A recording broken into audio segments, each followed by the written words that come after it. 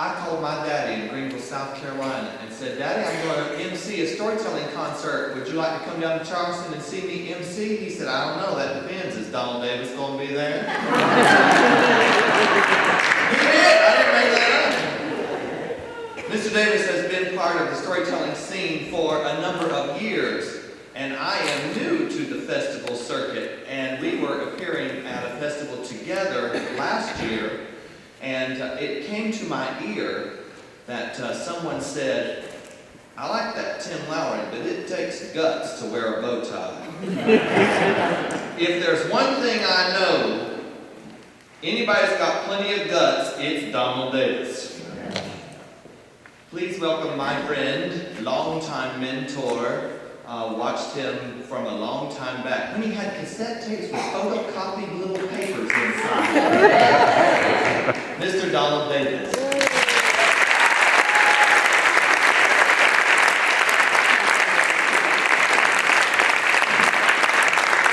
Thank you, Tim. At the beginning of the evening, when Tim was going through a list of denominational alternatives about places where we could be, he left out the Methodists. And it's time to get even. Because when I was a little boy growing up in Waynesville, North Carolina, we went to the Methodist church. Every, is it cleared up now? Every Sunday. But I never gave up.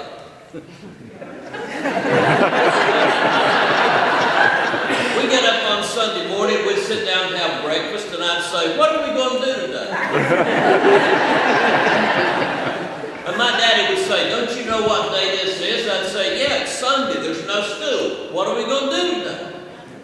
He'd say, we're going to go to church. And I'd say, we went last week.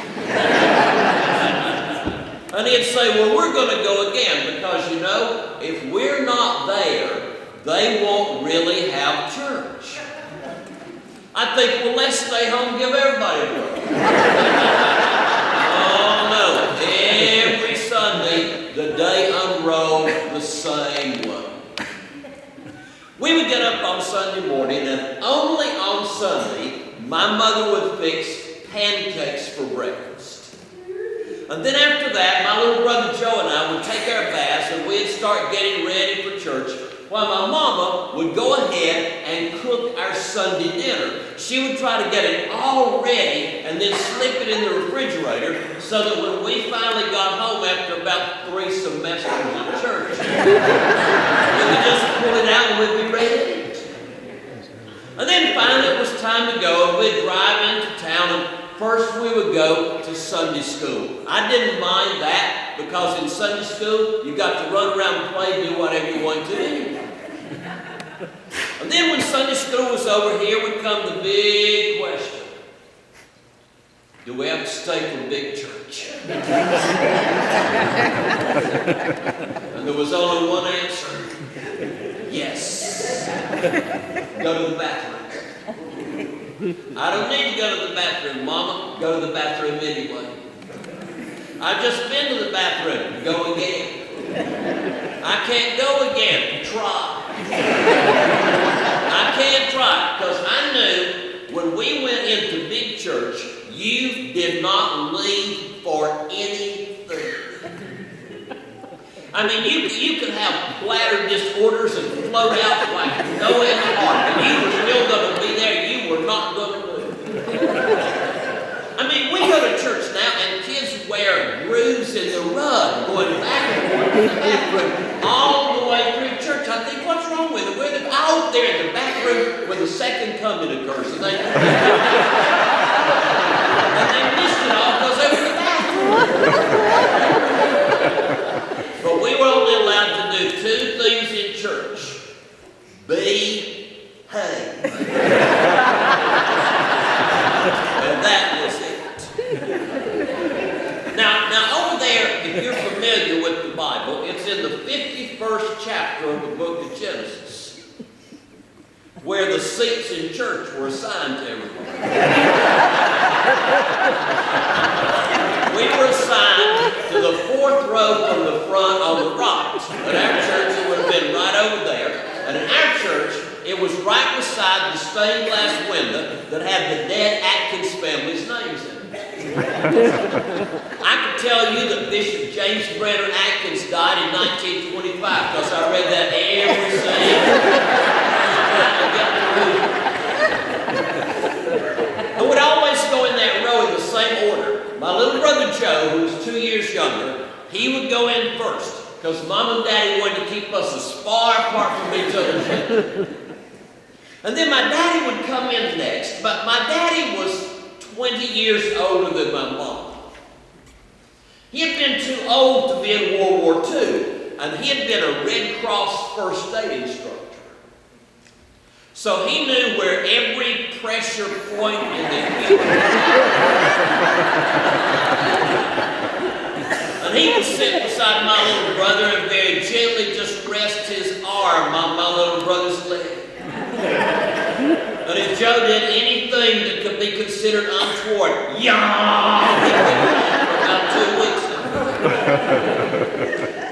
And then my mom would come in next and my daddy would put his arm around her like he loved her. But mostly so that when I came in last, he was right there with my shoulder. And I would sit on the end of the road because I like to sit there and let my arm hang over. Now, I was about 8 years old, and we were in church one Sunday, and I think it was probably about October, because it was at a seasonal change, and you'll understand why I think it was that time of the year in just a moment. We did not have air conditioning in church, because that would have made it too comfortable. But there were big panels in the stained glass windows that would rotate if the ushers pulled little chains when you got too hot. And that Sunday it must have gotten too hot, and one of the ushers came down and he pulled the little chain and the window rotated and a little breeze came in, and outside that window, I do not know how long it had been waiting. But waiting outside that window was a fall of the year heathen yellowjacket. And it came in on the breeze and landed right in the curve of my little finger. And that heathen thing stunned the Methodist out. And my finger started swelling and aching and swelling, and all I did was slowly turn around and just show it to my mother. And she looked at me and said, "Shh." I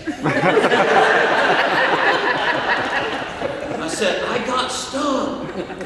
"Shh. It hurts." "Shh. I need to leave." "Shh. You're making more noise than I am." I'm trying to listen to the sermons. And I had to sit there on the edge of death for the rest of that whole long hour. Well, we finally got out of there and we got home, and I said, "Why did you not let me leave?" "It hurt."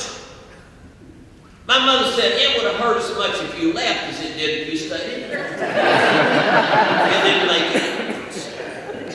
And the entire totality of medical treatment I got was a little glob of spit on the end of her finger, dipped in baking soda and touched on my finger.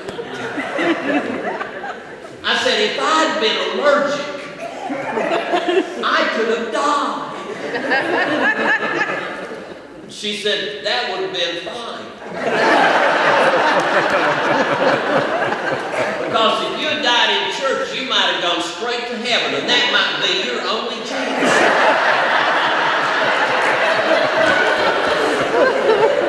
I said, "I don't think it works that way." That didn't make any difference. No, we went every Sunday.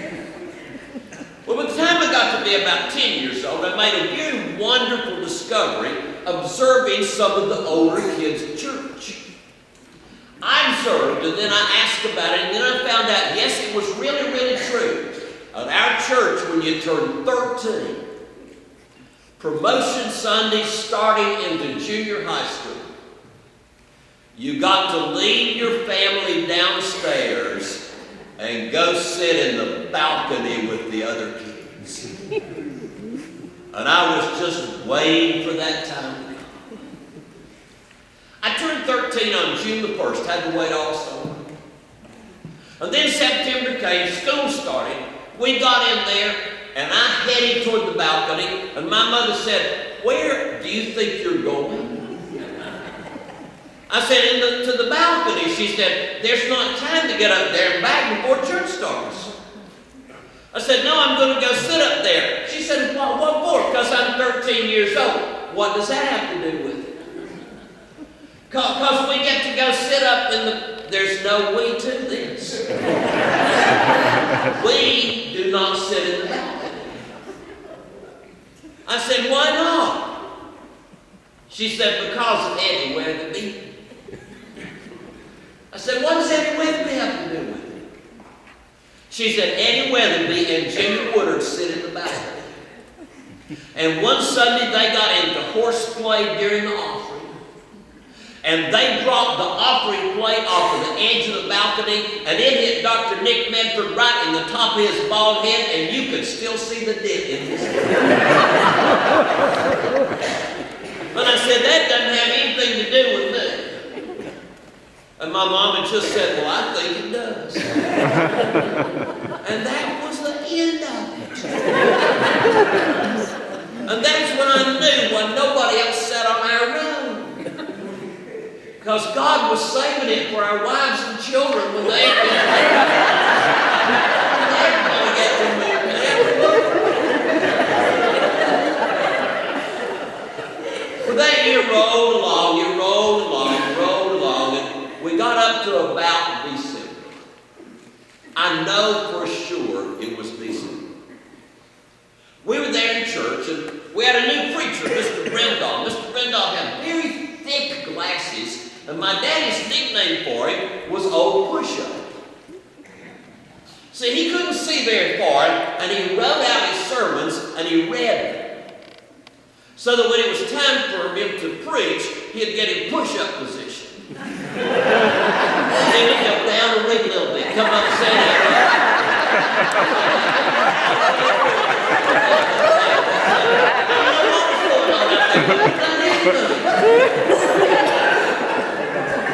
When we got up in the service that Sunday, and it was just about the time he got started, there was a little tiny smell of smoke. Mr. Brendall's smelling must have been as bad as his seeing, because he never knew what was going on.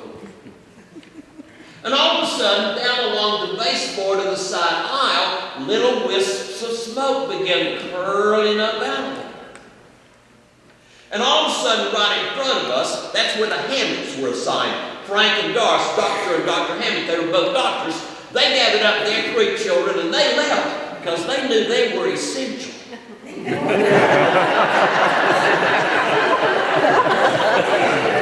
And the smoke kept going. And pretty soon, right behind us, the Jennings family got up and they slipped out. And by now the smoke was coming up to where the windows were. And behind them, the Medfords got out. And pretty soon, all the way on the other side of the church where there wasn't even any smoke, the masses got up and went out. And my mother and daddy kind of put their heads together. And my mother turned to me and she said, "Let's go." And I looked at her and I said, "Shh."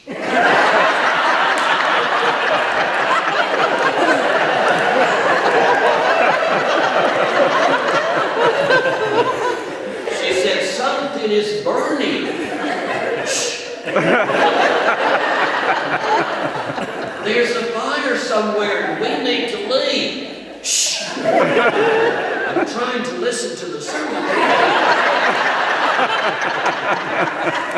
But she gathered up my daddy and my little brother Joe, and they climbed over me and left me there, and they left. And by the time the firemen got there, Mr.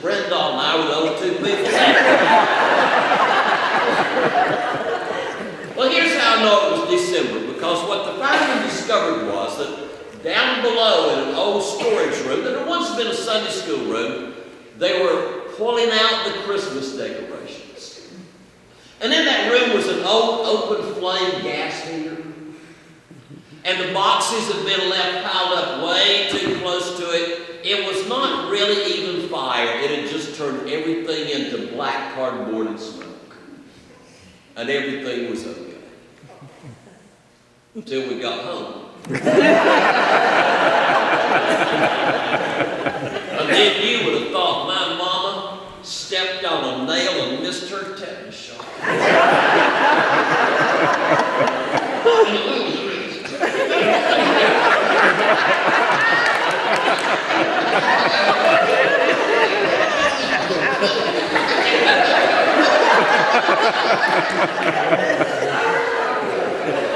I say it was because of you. You taught me that we didn't leave church for trivial reasons. And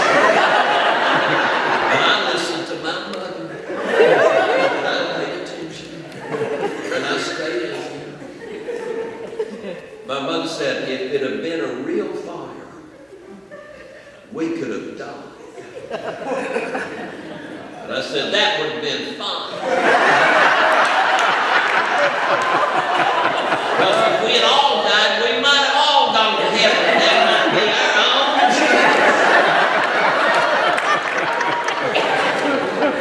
She said, I don't think it works that way. That next Sunday, here we headed back to church. And I was kind of on the lookout to see what was going to happen this morning. We went in the back door. I didn't say a word. My mama didn't say a word. But all of a sudden, my daddy punched me on the shoulder. And he just went, pointing toward the balcony stairs. And I went up, and she went down. And from then on, even the Lord has been happy.